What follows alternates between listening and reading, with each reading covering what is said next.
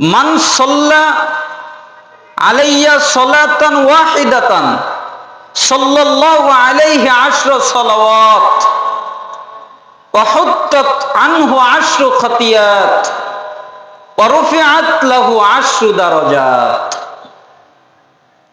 কেউ যদি কোন পুরুষ অথবা কোন নারী আমি রাসূলের উপরে একবার দুইবার নয়, তিনবার নয়, 10 বার নয়, একবার দুরূদ পাঠ করে, তাহলে আল্লাহ তাআলা তার উপরে 10 বার রহমত নাযিল করে।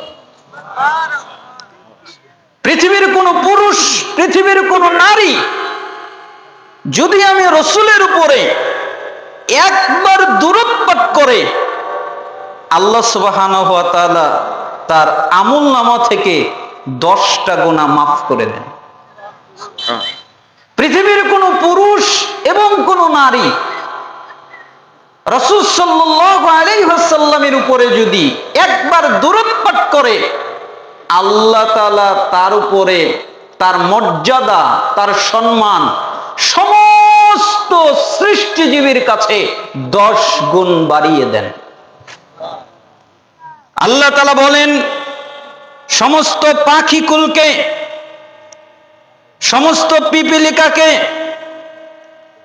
নদীতে সাগরে যত মাছ আছে, যত প্রাণী আছে সবগুলোকে, সমস্ত মালাকদেরকে, সমস্ত ফেরেশতাদেরকে, যত প্রাণী মানুষ জানে এবং যত প্রাণীর কথা মানুষ জানে না, প্রত্যেকটা প্রাণীকে আল্লাহ তাআলা বলে দেন, এই লোক আমার রাসূলের উপরে একবার দুরূদ পাঠ করেছে, তাই আমি তার মর্যাদা 10 গুণ বাড়িয়ে দিয়েছি। পৃথিবীর সমস্ত প্রাণী তোমরা তাকে 10 গুণ মর্যাদা এখন থেকে দেবে। কিসের মর্যাদা?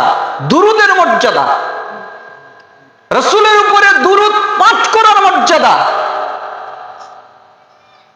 তিরমিজি 3545 নম্বর হাদিস, আবু হুরায়রা রাদিয়াল্লাহু আনহু তিনি বলেন, রাসূল সাল্লাল্লাহু আলাইহি ওয়াসাল্লাম বলেছেন, রাগিমা আনফু রাজুলিন যুকিরতু ইনদাহু ফালাম ইউসাল্লি আলাইয়া। ওই ব্যক্তি ধ্বংস হোক, ওই ব্যক্তি নিপাত যাক, ওই ব্যক্তি লাঞ্ছিত হোক, ওই ব্যক্তি বরবাদ হোক, কে? যার সামনে আমি রাসূলের নাম উচ্চারণ করা হয়, এরপরেও আমার উপরে দুরূদ পাঠ করে না, ওই ব্যক্তি ধ্বংস হোক, ওই ব্যক্তি লাঞ্ছিত হোক, ওই ব্যক্তি নিপাত যাক, ওই ব্যক্তি ধ্বংস হয়ে যাক। কে? যে রাসূলের উপরে দুরূদ পাঠ করে না, তার নাম শোনার পরেও। 3546 নম্বর হাদিস, তিরমিজি, রাসূল সাল্লাল্লাহু আলাইহি ওয়াসাল্লাম বলেন, আল বাখিলুল্লাযী মান যুকিরতু ইনদাহু ফালাম ইউসাল্লি আলাইয়া।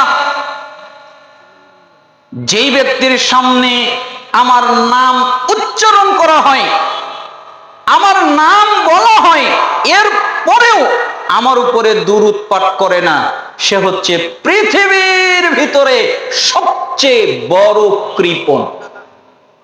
সবচেয়ে বড় কৃপণ কে? যে রাসূলের উপরে দুরূদ পাঠ করে না তার নাম শোনার পরে। আনা আলীন মারফুআ, আলী রাদিয়াল্লাহু আনহু মারফু ভাবে বর্ণনা করেন, সিলসিলা সহিহা 2035 নম্বর হাদিস, কুল্লু দুআই মাহজুবুন হাত্তা সাল্লা আলা নবী সাল্লাল্লাহু আলাইহি ওয়াসাল্লাম। যে ব্যক্তি আমি রাসূলের উপরে দুরূদ পাঠ করে না, ওই ব্যক্তি আল্লাহর কাছে যত দোয়া করবে তার একটা দোয়া কবুল হবে না। সে যদি আল্লাহকে বলে, আল্লাহ আমাকে মাফ করে দাও, কবুল হবে না। আল্লাহ আমাকে ক্ষমা করে দাও, কবুল হবে না। তার কোনো দোয়া কবুল হবে না। যতক্ষণ পর্যন্ত ওই দুয়ার মধ্যে আমি রসুলের প্রতি দুরূদ পাঠ না করবে, যতক্ষণ পর্যন্ত আমি রসুলের জন্য দুরূদ পাঠ না করবে, ততক্ষণ পর্যন্ত দুয়াই কবুল হবে না। ইবনে মাজাহ 908 নম্বর হাদিস। রাসূল সাল্লাল্লাহু আলাইহি ওয়াসাল্লাম বলেন, মান নাসিয়া সালাতান আলাইয়া খাতিয়া তরিকাল জান্নাহ। যে ব্যক্তি আমি রাসূলের নাম শোনার পরেও আমার উপরে দুরূদ পাঠ করে না, আমার উপরে দুরূদ পড়ে না, সে জান্নাতের রাস্তা ভুলে যায়। কিসের রাস্তা ভুলে যায়? জান্নাতের রাস্তা। কেন? আমি রাসূলের উপরে দুরূদ পাঠ করে নাই তাই। জনে কয়েক ব্যক্তি আল্লাহ রাসূল সাল্লাল্লাহু আলাইহি ওয়াসাল্লামের কাছে আসলো, এরপরে জিজ্ঞেস করলো, আল্লাহর নবী, জি আমি ফরজ সালাত, ফরজ ইবাদত সবগুলো পালন করি, এরপরে আমার যত ইবাদত আছে সমস্ত ইবাদতকে 4 ভাগে ভাগ করেছি। এক ভাগে দোয়া করি, আরেক ভাগে জিকির আজকার করি, আরেক ভাগে কোরআন তেলাওয়াত করি, আরেক ভাগ আপনার উপরে দুরূদ পাঠ করি। তাহলে কি আমার মান বন্টন ঠিক আছে? রাসূল সাল্লাল্লাহু আলাইহি সাল্লাম বললেন, তুমি যদি দুরূদের মাত্রা পাঠ করা আরো বাড়িয়ে দাও তোমার জন্যই ভালো। আচ্ছা ঠিক আছে, তাহলে 4 ভাগের 2 ভাগ আপনার উপরে দুরূদ পাঠ করব। রাসূল সাল্লাল্লাহু আলাইহি ওয়াসাল্লাম বললেন, তুমি যদি দুরূদের মাত্রা বাড়িয়ে দাও তোমার জন্য আরো ভালো। আচ্ছা ঠিক আছে, তাহলে 4 ভাগের 3 ভাগ আপনার উপরে দুরূদ পাঠ করব। তুমি যদি দুরূদের মাত্রা বাড়িয়ে দাও আরো ভালো। তখন লোকটা বলেই ফেললেন, আল্লাহ রাসূল সাল্লাল্লাহু আলাইহি সাল্লাম, আমার যত সময় আছে ফরজ ইবাদত করার পরে আমি যতটুকু সময় পাবো আপনার উপরে দুরূদই পড়বো, আর কোনো কাজই করব না, খালি দুরূদই পড়বো, আর কোনো ইবাদতই করব না, খালি দুরূদই পড়বো, আর কোনো দোয়া করব না, খালি দুরূদই পড়বো ফরজ ইবাদত করার পরে। তখন রাসূল সাল্লাল্লাহু আলাইহি সাল্লাম বললেন, সাহাবী তুমি সমস্ত কল্যাণ নিয়ে নিলে, তুমি সমস্ত বারাকা নিয়ে নিলে, আল্লাহ তোমাকে সমস্ত কল্যাণ দিল এবং তোমাকে শয়তান থেকে মুক্তি দান করল। সেই রাসূলের প্রতি কেন আপনি দুরূদ পাঠ করবেন না? দুরূদ পাঠ করা সুন্নাত নয়, দুরূদ পাঠ করা নফল নয়, এটা ফরজ। রাসূল সাল্লাল্লাহু আলাইহি ওয়াসাল্লামের নাম কানে আসলেই তার উপরে দুরূদ পড়া ফরজ, ওয়াজিব, বাধ্যতামূলক। আপনি পড়তে বাধ্য, আপনাকে পড়তেই হবে। এজন্য আন্তরিকতার সাথে, অন্তর থেকে, হৃদয় থেকে, মহাব্বতের সাথে পুরুষ এবং নারী সমস্বরে রাসূল সাল্লাল্লাহু আলাইহি সাল্লামের উপরে দুরূদ পাঠ করছি সাল্লাল্লাহু আলাইহি ওয়াসাল্লাম। আপনাদের কি কষ্ট হলো? আপনারা জানেন, অবগতিতে আছেন, এটি একটি দ্বীনি মজলিস, যেখানে মানুষ, পুরুষ নারী জ্ঞান অর্জন করার জন্য আসে, ইলম অর্জন করার জন্য আসে। এটাই তো নিয়ত, তাই না? আর কি কোনো নিয়ত আছে আপনাদের? আপনারা আমার ধারণা জ্ঞান অর্জন করতে এসেছেন, ইলম অর্জন করতে এসেছেন। এজন্য কোরআন এবং হাদিসে আপনাদের মর্যাদা অনেক বেশি। রাসূল সাল্লাল্লাহু আলাইহি ওয়াসাল্লাম বলেন, মিশকাতের 204 নম্বর হাদিস এবং মিশকাতের 212 নম্বর হাদিস, মান সালাকা তরিকান ইয়ালতামিসু ফীহি ইলমান সালাকাল্লাহু লাহু বিহি তরিকান মিন তুরুকিল জান্নাহ। কোন ছাপায় এসেছে ইলাল জান্নাহ। যে ব্যক্তি জ্ঞান অর্জন করার জন্য, ইলম অর্জন করার জন্য, কোরআন জানার জন্য, হাদিস জানার জন্য কোন জায়গায় যায়, কেন? কোরআন জানবে, হাদিস জানবে, সে পুরুষ হোক অথবা নারী হোক, জ্ঞান অর্জন করবে, তাহলে এর বিনিময়ে আল্লাহ সুবহানাহু ওয়া তাআলা তার জন্য জান্নাতের পথকে সহজ, সরল, সঠিক করে দেয়। অর্থাৎ কেউ যদি চায় আল্লাহ তাআলা আমার জান্নাতের পথ সহজ করে দিক, আমার জান্নাতের পথ সরল করে দিক, আমার জান্নাতের পথ সঠিক করে দিক, তাহলে সে যেন জ্ঞান অর্জন করার মজলিসে যায়, ইলমের মজলিসে যায়, তাহলে আল্লাহ তাআলা তার জান্নাতের পথকে সহজ, সরল, সঠিক করে দিবেন। মিশকাতুল মাসাবি 220 নম্বর হাদিস, রাসূল সাল্লাল্লাহু আলাইহি ওয়াসাল্লাম বলেন, মান খারাজা ফি তালাবিল ইলম ফাহুয়া ফি সাবিলিল্লাহ হাত্তা ইয়ারজি'। যে ব্যক্তি জ্ঞান অর্জন করার জন্য, ইলম অর্জন করার জন্য পৃথিবীর কোন পুরুষ, পৃথিবীর কোন নারী জ্ঞান অর্জন করার জন্য বাড়ি থেকে বের হয়েছে, কেন? আমি জ্ঞান অর্জন করব, আমি ইলম অর্জন করব, এটা হলো তার নিয়ত। তাহলে যতক্ষণ পর্যন্ত সে বাড়িতে ফিরে না যাবে, জ্ঞান অর্জন করার মজলিসে যতক্ষণ থাকবে, ততক্ষণ আল্লাহ তার আমল নামায় জিহাদ করার নেকি দান করবেন। আমার লেকচার আপনাদের হয়তোবা অনেকের ভালো লাগবে না, কেন? আমি সুর দিয়ে কথা বলি না। যারা সুরের আলোচনা করে তাদের আমি বদনাম করছি না, সেটা তাদের ব্যক্তিগত ব্যাপার, তার হিসাব সে দিবে আর আমার হিসাব আমি দিব। আমারও তো ঠেকা পড়েনি যে আমার নেকিকে বরবাদ করে আল্লাহর সামনে দণ্ডায়মান হয়ে সালাফদের মানহাজের বিরোধিতা করে আপনাদেরকে খুশি করার ঠেকা আমার নাই। আমার প্রয়োজন শুধু আল্লাহকে সন্তুষ্ট করা। আপনাদেরকে সন্তুষ্ট করানোর জন্য ওয়াজ করতে আমি আসিনি। আল্লাহ যদি সন্তুষ্ট হয়, আপনারা পৃথিবীর সবাই বেজার হলে আমার কোনো দুঃখ নেই, কিন্তু আল্লাহ যদি বেজার হয়ে যায় আর আপনাদেরকে যদি সন্তুষ্ট করতে পারি, তাহলে আমার বিপদের শেষ নাই। এই জন্য সন্তুষ্ট করতে হবে কাকে? আল্লাহ সুবহানাহু ওয়া তাআলাকে। এই জন্য জ্ঞান অর্জন করার জন্য আপনি যদি বাড়ি থেকে বের হন, তাহলে জিহাদ করার নেকি আল্লাহ আপনাকে দান করবেন। আল মুজামুল কাবির 639 নম্বর হাদিস, রাসূল সাল্লাল্লাহু আলাইহি ওয়াসাল্লাম বলেন, কেউ যদি কোনো দ্বীনি মজলিসে যায় যেখানে কোরআন এবং সুন্নাহর আলোচনা হয়, এমন মজলিসে যদি যায়, এরপরে 3টা কাজ করে। 1,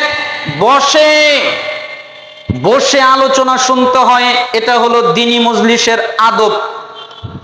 2, মনোযোগ দিয়ে আলোচনা শোনে, মনোযোগ দিয়ে আলোচনা শুনতে হয়, এটাও দ্বীনি মজলিসের আদব। বাদাম খায় না, বুট খায় না, কালাই খায় না, চা খায় না, কফি খায় না, পানি খায় না, পান খায় না, আরো কোনো খাদ্য খাবার এগুলো খায় না। তারা মনোযোগ দিয়ে শুধুমাত্র জ্ঞানী অর্জন করে, শুধুমাত্র ইলমের চর্চা করে। 3, যতক্ষণ পর্যন্ত আলোচনা শেষ না হয়, বৈঠক শেষ না হয়, ততক্ষণ পর্যন্ত তারা অবস্থান করে।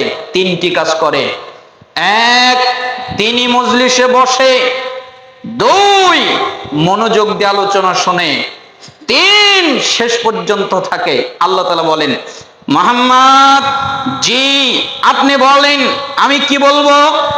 যারা বসেছে, যেই পুরুষ নারী দ্বীনি মজলিসে বসেছে, মনোযোগ দিয়ে আলোচনা শুনেছে এবং শেষ পর্যন্ত থেকেছে, তারা সারা জীবনে যত পাপ করেছে, কদ গফরাল্লাহু লাকুম যুনুবাকুম, আমি আল্লাহ তাদের অতীত জীবনের যত পাপ আছে সবগুলোকে মাফ করে দিয়েছি। সুবহানাল্লাহ। আমি আল্লাহ কারো পরোয়া করি না, তার পাপ হতে হতে কত হয়ে গেছে এটা আমি দেখি না। যদি দিনী মজলিসে বসে মনোযোগ দিয়ে কোরআন সুন্নাহ শুনে শেষ পর্যন্ত থাকে, আমি তো তাদের পাপ ক্ষমা করে দেই। ওয়া বুদ্দিলাত সাইয়্যাতিকুম হাসানাত, এবং তাদের যত পাপ আছে আমি আল্লাহ সমস্ত পাপকে নেকিতে পরিণত করে দেই। পাপ নেকি। আজকে আপনার এই বটতলী, উত্তরপাড়া, এই এলাকার পুরুষ এবং নারী যদি এই হাদিসটা বুঝতো, এই হাদিসের উপরে ঈমান আনতো, জানতো, ভালো করে হৃদয় অঙ্গম করত, তাহলে এই জায়গায় জায়গা দেওয়া সম্ভব হতো না। তারা ভাবতো আর কিছু হোক আর না হোক, আমার তো গুনাহটা ক্ষমা হবে এবং গুনাহটা তো নেকি হবে, যাই এই মর্যাদার জন্য হলেও দিনী মজলিসে বসে তারা কোরআন সুন্নাহর আলোচনা শুনতো, ঠিক না? কিন্তু তারা বুঝতে পারেনি, অনেকেই বুঝতে পারেনি। আপনারা এসেছেন, আল্লাহ তাআলা আপনাদেরকে তৌফিক দান করুন। রাগ করেছেন নাকি? ভয় পায়েন না। 11 নভেম্বর, 12 নভেম্বরে যাব না, এরকম ভয় নাই। এই তারিখের মধ্যে আপনাদেরকে বিদায় দিব, কোনো ভয় নেই, কোনো টেনশন নেই। আমাকে যদি 10 মিনিট আগে উঠিয়ে দিতেন তাই হতো। কারণ আমি আপনাদেরকে রেখে ঘুম কামাই করিয়ে কষ্ট দিয়ে ফজরের সালাত কাজা হোক আর আমিও বিপদে পড়ি, আপনারাও বিপদে পড়েন, এটা আমি চাচ্ছি না। 12টা মানে অনেক রাত, 11টা 10-এ মধ্যরাত, আর 12টা মানে শেষ রাতের মধ্যে পড়ে যায়। এই জন্য রাসূল সাল্লাল্লাহু আলাইহি ওয়াসাল্লাম বলেছেন, মান দাররা দারাল্লাহু বিহি ওয়া মান শাক্কা শাক্কাল্লাহু আলাইহি। যে ব্যক্তি মানুষকে কষ্ট দেয়, আল্লাহ তাআলা তাকে কষ্ট দেয়, আর যে ব্যক্তি মানুষকে যে কোনো ভাবে বিপদে ফেলে, আল্লাহ তাকেও বিপদে ফেলে। এজন্য এই হাদিসের বিরুদ্ধে যেতে চাচ্ছি না। আল্লাহ তাআলা আমাদেরকে কবুল করুন, আমিন বলেন। আমি আমার খুতবার মধ্যে কিছু আয়াত এবং কিছু হাদিস উল্লেখ করেছি, পাঠ করেছি, যেখানে আল্লাহ তাআলা বলেন, ওয়ামা আতাকুমুর রাসূলু ফাখুযুহু ওয়ামা নাহাকুম আনহু ফান্তাহু। রাসূল তোমাদের যা দেয় তোমরা তা নেও, এবং রাসূল তোমাদের যা থেকে নিষেধ করেন, বিরত থাকতে বলেন, তোমরা সেগুলো থেকে বিরত হও। ওয়াত্তাকুল্লাহ, এ ব্যাপারে আল্লাহকে ভয় করো। ইন্নাল্লাহা শাদীদুল ইকাব, নিশ্চয়ই আল্লাহ শাস্তি দানে অনেক কঠিন, কঠোর। আল্লাহ শুধু দয়া করতে পারেন এমনটা নয়, আল্লাহ দয়া করতে পারেন, আল্লাহ মাগফিরাত করতে পারেন, আল্লাহ ক্ষমা করতে পারেন, আল্লাহ মাফ করে দিতে পারেন, আল্লাহ সব করতে পারেন, আবার কঠিন শাস্তিও দিতে পারেন। আল্লাহর মতো কঠিন শাস্তি কেউ দিতে পারে না। তাই আল্লাহ তাআলা বলছেন, রাসূল তোমাদের যা দেয় তাই নাও, এবং রাসূল তোমাদের যা থেকে নিষেধ করেন তোমরা তা থেকেই বিরত হও। এজন্য আল্লাহ রাসূল সাল্লাল্লাহু আলাইহি সাল্লাম আমাদেরকে যদি কিছু দেন আমরা নিব, পালন করব। রাজি আছি তো সবাই? আল্লাহ তাআলা আমাদেরকে কবুল করুন। আজকের আলোচনার প্রথম হাদিস, সাহল ইবনে সাদ রাদিয়াল্লাহু আনহু তিনি বলেন, এই হাদিসকে বলা হয় জিবরাইলের নসিহত। জিবরাইলের নসিহত কেন? জিবরাইল আমিন যা জিবরিল আলাইহিস সালাম ইলান নবী সাল্লাল্লাহু আলাইহি ওয়াসাল্লাম, একদিন জিবরাইল আমিন আল্লাহর নবীর কাছে আসলেন। এরপরে বললেন, আল্লাহর নবী, আমি আপনাকে কিছু আদেশ করব, আমি আপনাকে কিছু পালন করার কথা বলবো, আমি আপনাকে কিছু আমলের কথা বলবো। আমি বলতে গিয়ে অনেক কঠোরতা অবলম্বন করব, অনেক কঠিন ভাষা অবলম্বন করব, অনেক শক্ত ভাষা অবলম্বন করব। আমার প্রতিপালক আমাকে আদেশ করেছেন, আপনি কিছু মনে করবেন না। মুহাম্মদ সাল্লাল্লাহু আলাইহি সাল্লাম বললেন, আচ্ছা ঠিক আছে, আপনাকে যেভাবে আদেশ করা হয়েছে আপনি সেভাবে বলেন, আমি কিছু মনে করব না, আমি রাগ করব না, আমি কষ্ট নেব না। পৃথিবীর সবচেয়ে দামি, সবচেয়ে সম্মানিত, সবচেয়ে সম্ভ্রান্ত, সবচেয়ে আল্লাহর প্রিয় বান্দা মুহাম্মদ সাল্লাল্লাহু আলাইহি সাল্লামের কাছে জিবরাইল আমিন আসলেন। এরপরে বললেন, ইয়া মুহাম্মদ, হে মুহাম্মদ, ইসমা শিতা ফা ইন্নাকা মাইয়িতুন। শোনেন, আপনি যতদিন খুশি জীবন যাপন করেন, শোনেন, আপনি যতদিন খুশি জীবন যাপন করেন, কিন্তু মনে রাখেন আপনি নবী, সবচেয়ে দামি নবী, সবচেয়ে সম্ভ্রান্ত নবী, সবচেয়ে সম্মানিত নবী, আল্লাহর সবচেয়ে প্রিয় নবী। আপনি নিজে মৃত্যুবরণ করবেন। কে মৃত্যুবরণ করবে? প্রিয় হাবিব, সবচেয়ে দামি নবী, তিনি মারা যাবেন। এই জন্য আল্লাহ তাআলা বলেছেন, ইন্নাকা মাইয়িতু ওয়া ইন্নাহুম মাইয়িতুন। হে নবী, আপনিও মারা যাবেন এবং তারাও মারা যাবে। নবী যদি মারা যায়, আমরা কি চিরস্থায়ীভাবে বাঁচতে পারবো? পৃথিবীর সবচেয়ে দামি মানুষ, যার কাছে জিবরাইল আমিন আসলেন, মালাকুল মাউত আসলেন, এরপরে বললেন, আল্লাহর নবী, জি, আল্লাহ তাআলা আদেশ করেছেন, আপনি চাইলে দুনিয়ায় থাকতে পারেন, আপনি চাইলে দুনিয়া থেকে চলে যেতে পারেন, স্বাধীনতা আছে, তবে আপনি মৃত্যুবরণ করবেন একদিন না একদিন। তখন রাসূল সাল্লাল্লাহু আলাইহি সাল্লাম বললেন, আচ্ছা ঠিক আছে, আমি আল্লাহর কাছে যেতে চাচ্ছি, আমি দুনিয়ায় থাকতে চাচ্ছি না। যার থাকার অনুমতি ছিল তিনি দুনিয়ায় টেকেননি, অতএব পৃথিবীর কারো পক্ষে সম্ভব নয় চিরস্থায়ীভাবে দুনিয়ায় টিকে থাকা। আপনার কিসের এত দাপট? আপনার কিসের এত ওয়াকাত? আপনার কিসের এত ক্ষমতা? আপনার ঘড়িটা অনেক দামি, তাই দাপট। আপনার মোবাইলটা অনেক দামি, তাই দাপট। আপনার পোশাক অনেক দামি, তাই দাপট। আপনার গাড়িটা অনেক দামি, বাড়িটা অনেক দামি, তাই আপনার দাপট। আপনি এত মাতব্বরি দেখান। মনে রাখেন, যেদিন আপনি মৃত্যুবরণ করবেন, পুরুষ নারী মনে রাখেন, যেদিন আপনি মারা যাবেন, যেদিন আপনার মৃত্যু হবে, আপনার ঘড়ির মালিকানা অন্য কেউ হয়ে যাবে, আপনার চেয়ারের মালিকানা অন্য কেউ হয়ে যাবে, আপনার শরীর থেকে পোশাক খুলে ফেলে দেওয়া হবে, আপনার আসবাবপত্রের মালিকানা অন্য কেউ হয়ে যাবে, আপনাকে আপনারই ঘর থেকে টেনে বের করবে। একবারের জন্য বলতে পারবেন না, কে রে আমার ঘর থেকে আমাকে টেনে বের করে। আপনাকে চতুর্দিক থেকে ঘেরাও করে গোসল দেওয়ানো হবে। একবারও বলতে পারবেন না পানিটা গরম হয়ে গেছে, আর একটু ঠান্ডা করলে ভালো হতো। একথা বলার ক্ষমতা আপনার থাকবে না। চতুর্দিক থেকে মানুষজন দাঁড়িয়ে থাকবে, আপনি বলতে পারবেন না, আহ, শেষবারের মতো একটু ভালো করে শ্বাস নেই, তোমরা চতুর্দিক থেকে সরে যাও। আপনি কত মানুষের জানাজার সালাত আদায় করেছেন, পরিস্থিতি আজকে উল্টে গেছে। মানুষজন আপনার জানাজার সালাত আদায় করার জন্য এসেছে, আপনাকে শেষবারের মতো কবরে রেখে মাটি চাপা দিচ্ছে। একবারের জন্য বলতে পারছেন না, শেষবারের মতো দুনিয়ার আকাশটা দেখে নেই, একথা বলার ক্ষমতা নেই, আপনি বলতে পারছেন না। তাই রাসূল সাল্লাল্লাহু আলাইহি সাল্লাম বললেন, আকসিরু যিকরা হাযিমিল লাযযাত।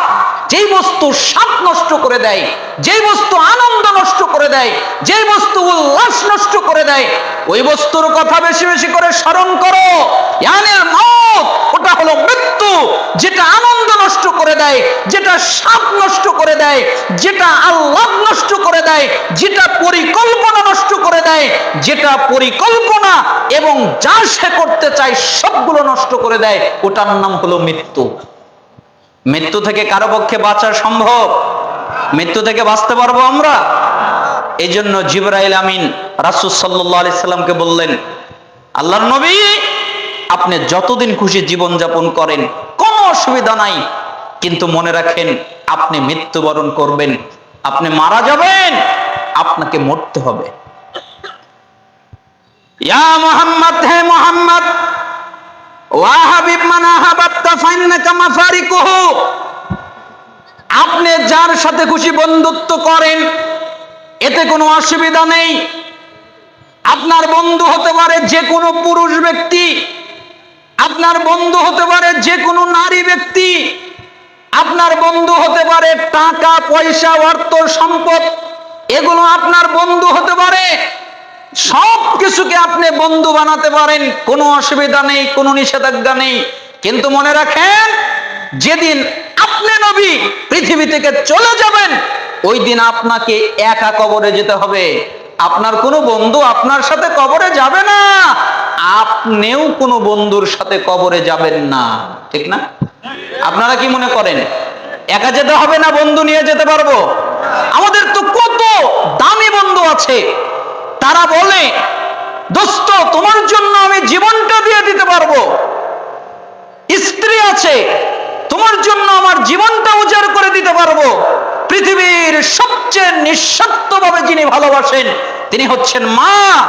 মা বলে তোমার জন্য আমার জীবনটা দিয়ে দিতে পারবো।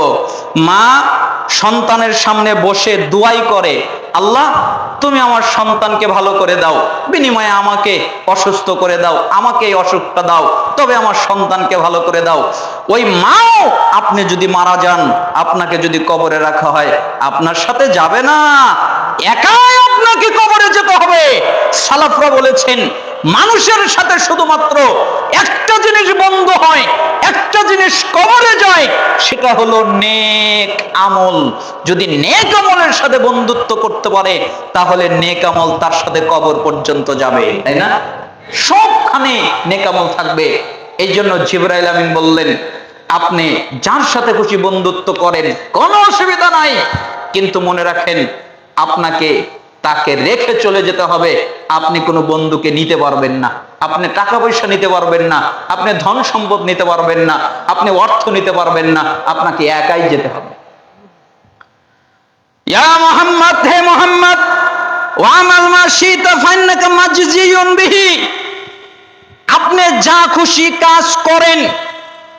ইচ্ছা করলে ভালো কাজ করতে পারেন, ইচ্ছা করলে মন্দ কাজও করতে পারেন, সালাত আদায় করতে পারেন, যাকাত আদায় করতে পারেন, সিয়াম পালন করতে পারেন, হজ করতে পারেন, আরো যত ইবাদত আছে, জিকির আজকার কোরআন তেলাওয়াত, এগুলো আপনি করতে পারেন। ইচ্ছা করলে মন্দ কাজ করতে পারেন, চুরি করতে পারেন, ডাকাতি করতে পারেন, জিনা করতে পারেন, ব্যভিচার করতে পারেন, লুণ্ঠন করতে পারেন, মিথ্যা বলতে পারেন, গীবত করতে পারেন, আরো যত পাপ আছে এগুলো আপনি করতে পারেন। কেন? স্বাধীনতা আছে, আপনি ভালোটাও করতে পারেন, আপনি মন্দটাও করতে পারেন। কিন্তু নবী আপনি মনে রাখেন, আপনাকে অবশ্যই আল্লাহর সামনে দাঁড়াতে হবে, দণ্ডায়মান হতে হবে। আপনি যা করেন কোনো অসুবিধা নাই, কোনো নিষেধ নাই, কিন্তু আপনাকে আল্লাহর সামনে দাঁড়াতে হবে। আপনারা কি বলেন, দাঁড়াতে হবে না হবে না? আমাদের দাঁড়াতে হবে না হবে না? তাহলে মানুষের তো দাপট আসে কি করে? মিশকাতের 5197 নম্বর হাদিস, অনেক ভয়ঙ্কর হাদিস। বুঝলে ইবনে মাসউদ রাদিয়াল্লাহু আনহু তিনি বলেন, লা তাজুলু কদম ইবনি আদম ইয়াউমাল কিয়ামা হাত্তা ইসআলা আন খামসিন, আন উমরিহি ফিমা আফনাহু, ওয়ান শাবাবিহি ফিমা আবলাহু, ওয়ান মালিহি মিন আইনা ইকতাসাবাহু, ওয়া ফিমা আনফাকাহু, ওয়া মা জামিলা ফিমা আলিমা। রাসূল সাল্লাল্লাহু আলাইহি সাল্লাম বলেন, আদম সন্তান যতক্ষণ পর্যন্ত কোন পুরুষ এবং কোন নারী 5টা প্রশ্নের উত্তর না দিবে, ততক্ষণ পর্যন্ত নড়তে পারবে না। ইচ্ছা করলে হাত নড়াতে পারবে না, ইচ্ছা করলে মাথা নড়াতে পারবে না, ইচ্ছা করলে মুখ নড়াতে পারবে না, ইচ্ছা করলে অঙ্গ প্রত্যঙ্গ নড়াতে পারবে না, ইচ্ছা করলে বডি নড়াতে পারবে না, ইচ্ছা করলে পা নড়াতে পারবে না। যতক্ষণ পর্যন্ত 5টা প্রশ্নের উত্তর না দেবে, তাকে জিজ্ঞেস করা হবে, আমি তোমাকে 70 বছর বয়স দিয়েছিলাম, 70 বছর বয়সে তুমি কি করেছ এটা আমাকে বুঝিয়ে দাও। আমি তোমাকে 70 বছরের মধ্যে যৌবনকাল দিয়েছিলাম, যৌবনকালে কি করেছ এটা আমাকে বুঝিয়ে দাও। আমি তোমাকে টাকা পয়সা দিয়েছিলাম, কিভাবে টাকা পয়সা উপার্জন করেছ এটা আমাকে বুঝিয়ে দাও। টাকা পয়সা কিভাবে ব্যয় করেছ, হালাল পথে না হারাম পথে, এটা আমাকে বুঝিয়ে দাও। আমি তোমাকে জ্ঞান দিয়েছিলাম, তুমি জানতে সুদ হারাম, তুমি জানতে ঘুষ হারাম, তুমি জানতে জিনা হারাম, তুমি জানতে ব্যভিচার হারাম, তুমি জানতে আরো অনেক কিছু হারাম, তুমি এলেম অনুযায়ী আমল করেছিলে কিনা এটা আমাকে বুঝিয়ে দাও। যতক্ষণ পর্যন্ত মানুষ এই 5টা প্রশ্নের উত্তর দিতে না পারবে ততক্ষণ পর্যন্ত নড়ার অনুমতি নেই। আরে যেই মানুষের, যেই পুরুষের, যেই নারীর নড়ার ক্ষমতা নেই, নড়ার ক্ষমতা নেই, ইচ্ছা করলে হাত নড়াতে পারবে না, ইচ্ছা করলে পা নড়াতে পারবে না, ইচ্ছা করলে মুখ নড়াতে পারবে না, ইচ্ছা করলে অঙ্গ প্রত্যঙ্গ নড়াতে পারবে না, ইচ্ছা করলে কোনো জিনিস নড়াতে পারবে না, তার দাপট আসে কি করে, তার ক্ষমতা সে কি করে, সে দাপট দেখায় কি করে, যার নড়ার অনুমতি নেই। এই জন্য জিবরাইল আমিন সবচেয়ে দামি কথা বললেন, আপনি যা ইচ্ছা তাই করেন, কিন্তু আপনাকে আল্লাহর সামনে দাঁড়াতে হবে, প্রত্যেকটা কর্মের হিসাব আল্লাহকে দিতে হবে। রাসূল সাল্লাল্লাহু আলাইহি সাল্লাম যদি প্রত্যেকটা কর্মের হিসাব দেন, আমাদের দিতে হবে না? কি আপনারা মনে করেন দিতে হবে না? অতএব সাবধান থেকেন, আল্লাহ সুবহানাহু ওয়া তাআলার সামনে দণ্ডায়মান হতে হবে, দাঁড়াতেই হবে। জিবরাইল আমিন অতঃপর বলেন, সুম্মা ক্বাল, উপদেশ এখনো শেষ হয় নাই।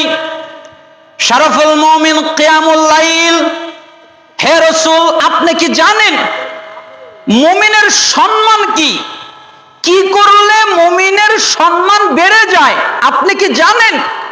তাহাজ্জুদে, রাতের সালাত আদায় করার মধ্যে, যারা রাতের সালাত আদায় করে, যারা তাহাজ্জুদ পড়ে, তাদের মর্যাদা আল্লাহর কাছে বেড়ে যায়। এজন্য তাহাজ্জুদ করবেন, রাতের সালাত আদায় করবেন। মনে করেন ইশারের সালাত আদায় করলেন, ইশারের সালাত শেষ হয়ে গেল, সুন্নাত পড়লেন, বিতির পড়লেন, এরপরে দেখলেন যে আমি তো 3টার দিকে 2টার দিকে হয়তো উঠতে পারবো না, আমার জন্য কষ্টকর হয়ে যাবে। তাহলে সমস্ত সালাত শেষ করার পরে ঘুমানোর আগে অন্তত 2 রাকাত সালাত আপনি আদায় করেন, যদি বেশি না পারেন। এক সময় আপনারই মনে হবে না 2 রাকাত না, আমি 4 রাকাত পড়বো, 6 রাকাত পড়বো, 8 রাকাত পড়বো। এক সময় আপনারই মনে হবে না আমি আরেকটু বেশি রাত্রে পড়বো, আরেকটু বেশি রাত্রে পড়বো, শেষ রাত্রে পড়বো। এইভাবে আপনি সালাত আদায় করেন, রাতের সালাত। এই রাতে যদি সালাত আদায় করেন, আল্লাহ আপনার সম্মান, আপনার মর্যাদা বাড়িয়ে দিবেন। আর আপনি কি জানেন মুমিনের ইজ্জত কিসে, তার ইজ্জতটা কিসের মধ্যে, এটা কি আপনি জানেন? মানুষের কাছে না চাওয়ার মধ্যে। যারা মানুষের কাছে চায় না, মানুষের কাছে কোনো কিছু চায় না, আল্লাহর কাছে চায়, তাদের ইজ্জত আছে। রাসূল সাল্লাল্লাহু আলাইহি সাল্লামকে জিবরাইল আমিন 5টা কথা বললেন, মনে রাখবেন। 1, যতদিন খুশি আপনি জীবন যাপন করেন, কিন্তু মনে রাখবেন আপনি মৃত্যুবরণ করবেন। 2, যার সাথে খুশি আপনি বন্ধুত্ব করেন, অসুবিধা নেই, কিন্তু মনে রাখবেন আপনি আপনার বন্ধুকে রেখে চলে যাবেন, আপনার বন্ধু আপনাকে রেখে চলে যাবে। 3, যেই কাজ মনে চায় তাই করেন, স্বাধীনতা আছে, নেকির কাজও করতে পারেন, পাপের কাজও করতে পারেন, কিন্তু অবশ্যই আপনাকে আল্লাহর সামনে দণ্ডায়মান হতে হবে। 4, আপনি যদি সম্মান চান তাহলে তাহাজ্জুদ পড়বেন, রাতে সালাত আদায় করবেন, তাহলে আল্লাহ তাআলা আপনাকে সম্মান দান করবেন। 5, আপনি যদি ইজ্জত চান, যে আল্লাহ সুবহানাহু ওয়া তাআলা আমাকে ইজ্জত দান করুন, তাহলে আপনি মানুষের কাছে কিছু চাইবেন না, চাইবেন কার কাছে? আল্লাহর কাছে। আমরা চাইবো কার কাছে? আল্লাহর কাছে। সন্তান চাইবো কার কাছে? বিপদ থেকে উদ্ধার চাইবো কার কাছে? যে কোনো মুসিবত থেকে বাঁচতে চাইবো কার কাছে? সব চাওয়া আল্লাহর কাছে, না কোনো মাজারের কাছে, না কোনো ন্যাংটা বাবার কাছে, না কোনো খালি বাবার কাছে, না কোনো উলঙ্গ বাবার কাছে, না কোনো গাছের কাছে, না কোনো খাম্বার কাছে, না কোনো জিন শয়তানের কাছে, কারো কাছে নয়। আমাদের যা প্রয়োজন একমাত্র আমরা আল্লাহর কাছে চাইবো। কেন? আল্লাহর কাছে যা চাওয়া চায় আল্লাহ তাই দান করেন। কেন?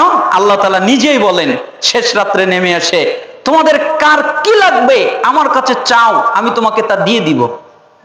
তোমাদের সন্তান লাগবে, চাও, আমি দিয়ে দিব। তোমাদের অনেক টাকা পয়সা অর্থ সম্পদ লাগবে, আমার কাছে চাও, আমার ইবাদত করো, আমি দিয়ে দিব। তোমাদের দুনিয়ায় কল্যাণের জন্য যা লাগবে আমার কাছে চাও, আমি আল্লাহ তোমাকে তাই দিয়ে দিব। সবচেয়ে দামি রব আল্লাহ সুবহানাহু ওয়া তাআলা আমাদেরকে ডাকেন আমাদেরকে দেওয়ার জন্য। আল্লাহ সুবহানাহু ওয়া তাআলার কাছে আমরা চাইবো। রাজি আছে সবাই? মুস্তাদরিক হাকিম 7921 নম্বর হাদিস এটা, এবং সিলসিলা সহিহা 831 নম্বর হাদিস এটা। হাদিসের মানটা সহিহ। আল্লাহ তাআলা আমাদেরকে এই হাদিসের উপরে আমল করার তৌফিক দান করুন। আপনারা মা বোনেরা অনেক কষ্ট করে এসেছেন। আসলে কোরআন এবং সুন্নাহর যত আলোচনা, এটা পুরুষের জন্য যেমন প্রয়োজনীয়, মা বোনদের জন্য তেমন প্রয়োজনীয়। পুরুষের জন্য যেমন দরকার, মা বোনদের জন্য তেমন দরকার। মা বোন, আপনাদেরকে একটা কথা বলি, পৃথিবীর সবচেয়ে দামি, সবচেয়ে সম্মানিত, সবচেয়ে উত্তম, সবচেয়ে সম্ভ্রান্ত আপনার জন্য আল্লাহর পক্ষ থেকে নাজিলকৃত একটা নিয়ামত হচ্ছে আপনার স্বামী। কেন?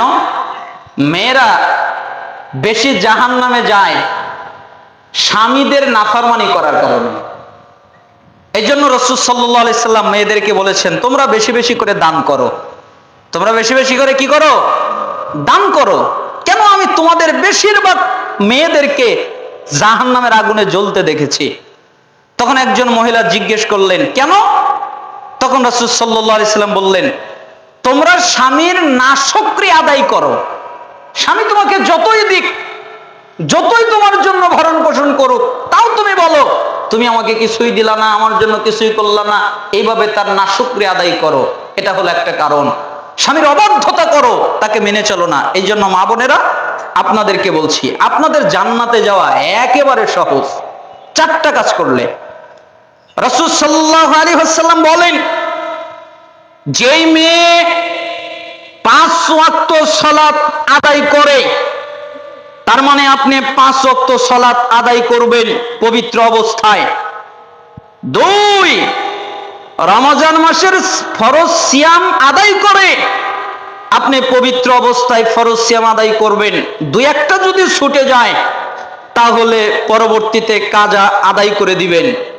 3, আপনার লজ্জাস্থানের আপনি হেফাজত করবেন, আপনার চরিত্রের আপনি হেফাজত করবেন, আপনার চরিত্র নষ্ট করবেন না, আপনার লজ্জাস্থান আপনি নষ্ট করবেন না, আপনার চরিত্রের যদি হেফাজত করেন। 4, আপনি স্বামীকে মেনে চলবেন। স্বামী যা বলে তা যদি শরীয়তের বিরুদ্ধে না হয় তাহলে স্বামীকে মেনে চলবেন।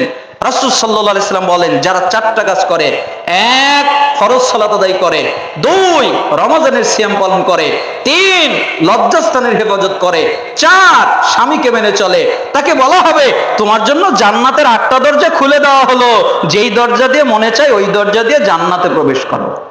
সুবহানাল্লাহ। রাসূল সাল্লাল্লাহু আলাইহি ওয়াসাল্লাম আরো বলেন, পৃথিবীর কোন মানুষ যদি কোন মানুষকে সিজদা করা জায়েজ হতো, বৈধতা দেওয়া হতো, অনুমতি দেওয়া হতো, তাহলে প্রত্যেক নারীকে বলা হতো সে যেন তার স্বামীকে সিজদা করে। রাসূল সাল্লাল্লাহু আলাইহি সাল্লাম বলেন, স্বামী তার জন্য কত গুরুত্বপূর্ণ, কত মর্যাদাবান, এটা যদি সে জানতো তাহলে স্বামী যখন দুপুরের খাবার খেত, স্বামী যখন রাতের খাবার খেত, তখন স্বামীর সাথে খাবার খাওয়ার সময় দাঁড়িয়ে থাকতো। কেন? স্বামীর যতক্ষণ পর্যন্ত খাবার শেষ না হতো সে বলতো তুমি আগে খাবার শেষ করো, তারপরে আমি বসবো। দাঁড়িয়ে থাকতো সে যদি স্বামীর মর্যাদা বুঝতো। এজন্য মা বোনদের অনুরোধ করছি, আপনারা স্বামীকে মেনে চলবেন।